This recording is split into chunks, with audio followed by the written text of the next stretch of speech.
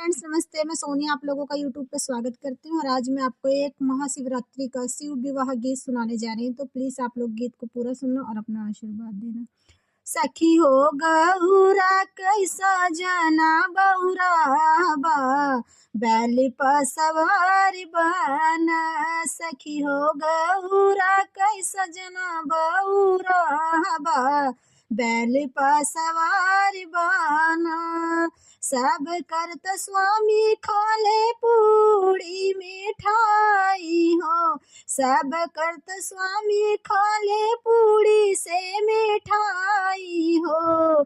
इनकर भांगिए में बसला परान बा, बैल पर सवार बाना।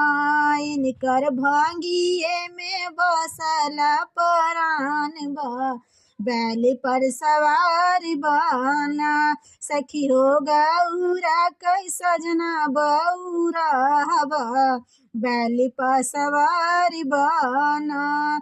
सब करत स्वामी पहिरे सूटा बूटा टाई हो, सब करत स्वामी पहिरे सूटा बूटा टाई हो।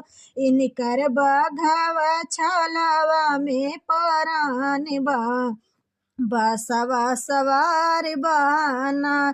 इनकर बघावे के छलावा परान बा, बसला परान बाना। सखियो गौरा कैसा जना बौरा बा, बसला परान बाना।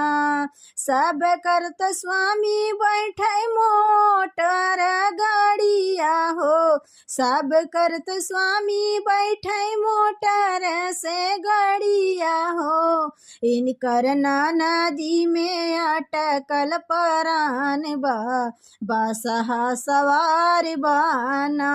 इनकर नंदी पर अटकल परान बा, बसल सवार बाना।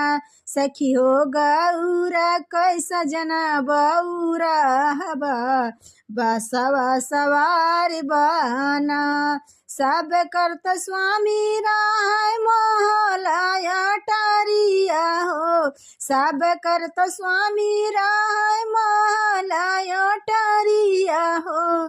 इनकर टूटा ही मड़ैया में परान बा, बसहा सवार बाना।